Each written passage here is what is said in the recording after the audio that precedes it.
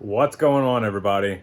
So I finally have the last piece to the puzzle, at least most of the last pieces to the puzzle.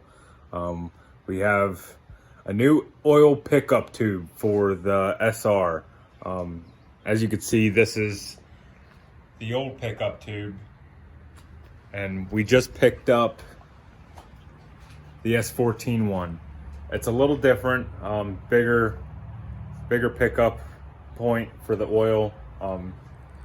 For comparison, you can kind of see the difference in the opening for the pickup tube. So I'm gonna go ahead and take off this windage tray here and attempt to pull this off without bashing my head up against the brick wall. So fingers crossed that I get this off easy. All right, so it's already being a big pain in my ass. I got the oil pickup tube out, but getting it back in is gonna be a lot worse. There's this little 10mm here that goes sideways into that little bolt hole, and you have the damn pickup tube in the way. You have this thing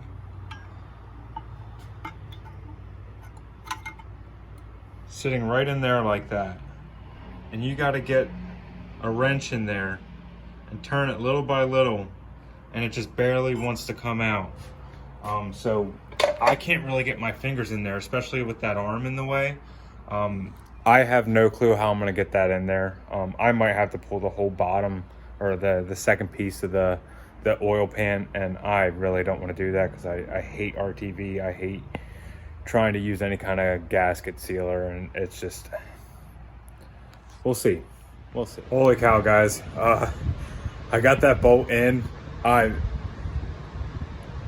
It's a miracle. That was a lot of concentration and sweating and just crossing my fingers. So I used a needle nose, a flathead screwdriver, and a 10mm wrench. I literally held onto the bolt with this flathead, or with this needle nose, and then pried against it, touched the bottom of the bolt, and swung it around, and just kept on swinging it until it finally thread.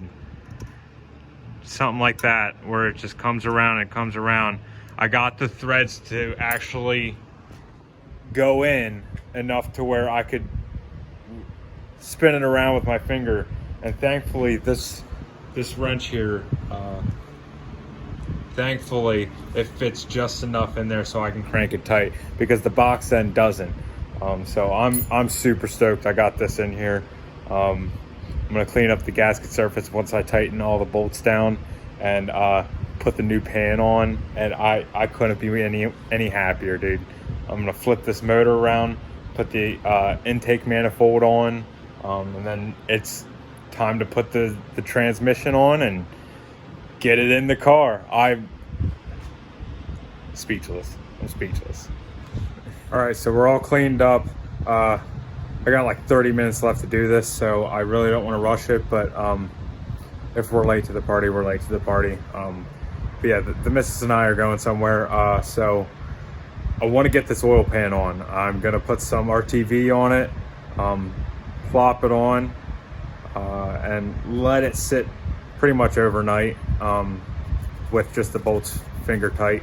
And tomorrow I'll pick up the video. We'll crank everything down, and I'll show you guys what it looks like when it's on there.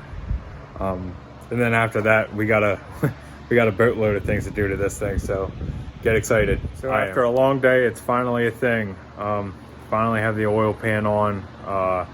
Just got back from a graduation party, and wanted to tighten it down since the RTV's all solidified now. So here it is. Super sick phase 2 motor oil pan. I'm pretty stoked about it. Looks super nice, super clean, fit perfect. The only problem I had was because the motor's upside down, the windage trays, the flaps would flop down.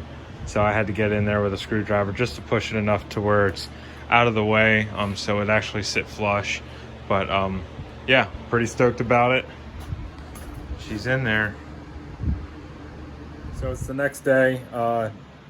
Just got back from work and got a couple of things to do as far as piecing the motor together. I want to get the intake manifold on, and I just got the subframe on because I'm gonna put it all together, transmission and all, and just feed it under the car here.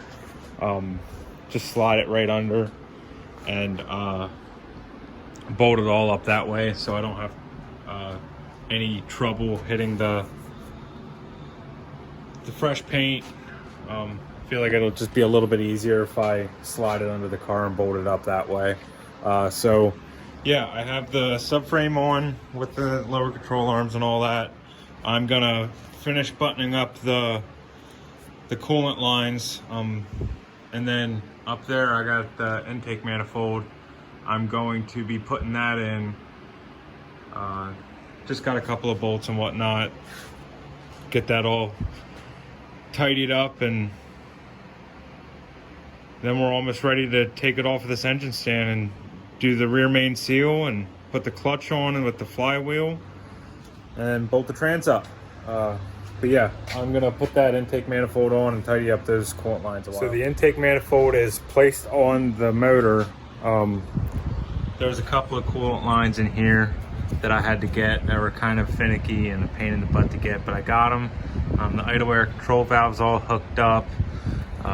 This vacuum port for, I forget what that's to, but yeah, that's all in there. I gotta put these, you can't really see, but there's a brace for the intake manifold I gotta put on. I got a bunch of odds and ends to put on yet. Bolts, still gotta put the bolts in the intake manifold itself. But yeah, got it on, got the new gasket in. So now it's time to just start bolting it up. I'm probably gonna bolt it up all loosely first and go from there. Just because I don't want to miss anything and then have to tear the whole intake manifold off. So I'm gonna look it over a good bit and go from there. If everything checks out and everything looks good, then I'll start really tightening everything down. All right, so the intake manifold's all bolted up. I got every single bolt in there, so I know it's on there for good now. All the lines are connected. I kind of want to change out these injector O-rings insert deals, but at the moment I'm not going to do that. I'm just going to risk it for the biscuit. Oh, I forgot to tighten that one down. I guess I'll do one more bolt check, and yeah, pretty much I'm going to put the fuel rail on. I got bigger injectors for the car, but I don't know if I'm going to put them in just yet because I got to go through Innovative Motorworks to get a chipped ECU, and I just don't have the cash for that right now, and really don't want to put that on my PayPal credit. That thing's already stacked up because of this damn build. But yeah, we're almost there. Manifold's on. I'll put the fuel rail in, and yeah, tighten up the lower control arms for the front, and then I'll probably call it quits for today. But I think the next video you're going to see is finishing up the rear suspension and plumbing the hydro e-brake, and then I think, yeah, we're ready to put the motor in, get everything wired up, and put the turbo on the motor once it's in the car. And oh, brake lines, lots and lots of brake lines. I have the Chase Bays engine line reroute, whatever you want to call it. I got to put that in, and then all four corners get soft lines as well. But dude, we're almost there. We're almost there. So I'm really shooting for the end of the month. I know I have vacation pretty much this weekend into next week, but yeah, we're really shooting for the end of the month of July, anyways. So yeah, I hope you guys like the video. Make sure you like, comment, and subscribe if you like what you're seeing. There's big things to come, guys, and I'm super stoked about it. So I hope you guys are enjoying this. Yeah, I'll see you next time. Peace.